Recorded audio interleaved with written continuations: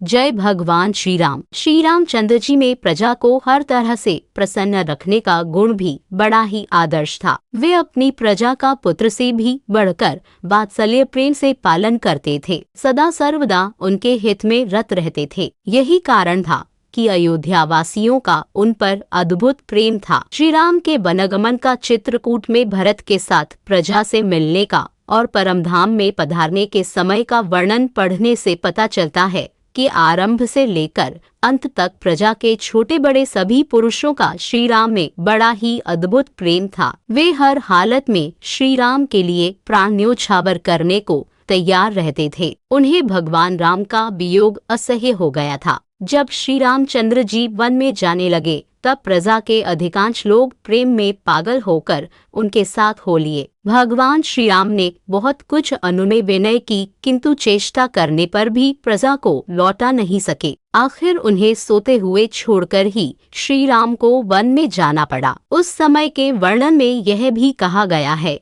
कि पशु पक्षी भी उनके प्रेम में मुग्ध थे। उनके लिए श्री राम का वियोग असह्य था। परमधाम में पधारते समय का वर्णन भी ऐसा ही अद्भुत है। इसके सिवा जिस सीता के वियोग में श्री राम ने एक साधारण विरह व्याकुल कामी मनुष्य की भांति पागल होकर विलाप किया था, उसी सीता को यद्यपि वह निर्दोष और पतिपरायणा थी तो भी प्रजा की प्रसन्नता के लिए त्याग दिया। इससे भी उनकी प्रजारंजकता का आदर्श भाव व्यक्त होता है। श्री रामचंद्र जी साक्षात पूर्ण ब्रह्म परमात्मा भगवान विष्णु के अवतार थे। यह बात वाल्मीकि रामायण में जगह जगह कही गई है। जब संसार में रावण का उपद्रव बहुत बढ़ गया, देवता और ऋषिगण बहुत दुखी हो गए, तब उन्होंने जाकर ब्रह्मा से प्रार्थना की। पितामह ब्रह्मा देवताओं को धीरज बंधा रहे थे। उसी समय भगवान विष्णु के प्रकट होने का वर्णन इस प्रकार आता है। एतस्मिन्नन्तरे विष्णु रूप्यातो महाद्युते शंख चक्रगदापानि पीतवासा जगत्पति वैनतेन समारोह्य भास्करस्तोयेदन यथा तप्तहाट केयु वंध्यमान सुरोतमय।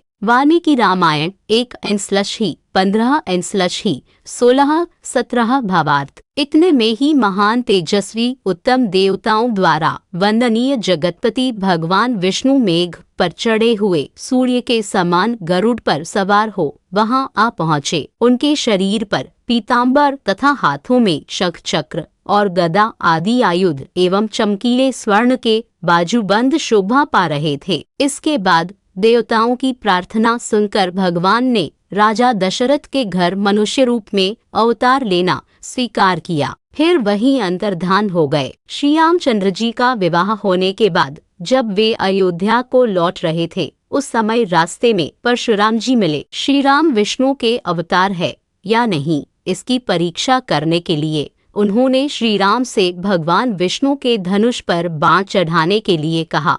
तब श्री रामचंद्र जी ने तुरंत ही उनके हाथ से दिव्य धनुष लेकर उस पर बाण चढ़ा दिया और कहा, यह दिव्य वैष्णव बाण है, इसे कहाँ छोड़ा जाए। यह देख सुनकर परशुराम जी चकित हो गए। उनका तेज श्री राम में जा मिला। उस समय श्री राम की स्तुति करते हुए परशुराम जी कहते हैं, अक्षयं मध्वंतारं जानामि त्वां सुरेश्वरम धनुषोस्य परामर्शात् स्वस्ति तेस्तु परंतप शत्रुतापन राम। आपका कल्याण हो। इस धनुष के चढ़ाने से मैं जान गया कि आप मधु दैत्य को मारने वाले देवताओं के स्वामी साक्षात अविनाशी विष्णु हैं। इस प्रकार श्री राम के प्रभाव का वर्णन करके और उनकी प्रदक्षिणा करके परशुराम जी चले गए। रावण का वध हो जाने के बाद जब ब्रह्मा सहित देवता लोग श्री रामचंद्र जी के पास आए और उनसे बातचीत करते हुए श्री राम ने यह कहा कि मैं तो अपने को दशरथ जी के पुत्र राम नाम का मनुष्य ही समझता हूँ। मैं जो हूँ, जहाँ से आया हूँ, यह आप लोग ही बताएं। इस पर ब्रह्मा जी ने सबके सामने संपूर्ण रहस्य खोल दिया। वहाँ राम के महत्व का वर्णन करते हुए ब्रह्मा जी कहते हैं,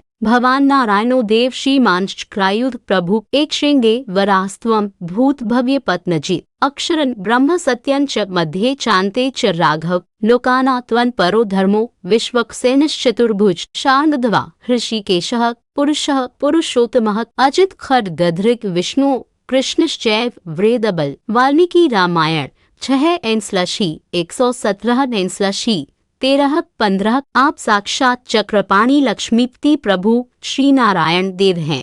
आप ही भूत भविष्य के शत्रुओं को जीतने वाले और एक श्रृंगधारी वराह भगवान हैं। राघव, आप आदि मध्य और अंत में सत्य स्वरूप अविनाशी ब्रह्मा है। आप संपूर्ण लोकों के परमधाम चतुर्भुज विष्णु हैं। आप ही अजित पुरुष पुरुषोत्तम ऋषिकेश शांग धनुष वाले खड्गधारी विष्णु हैं और आप ही महाबलवान कृष्ण हैं।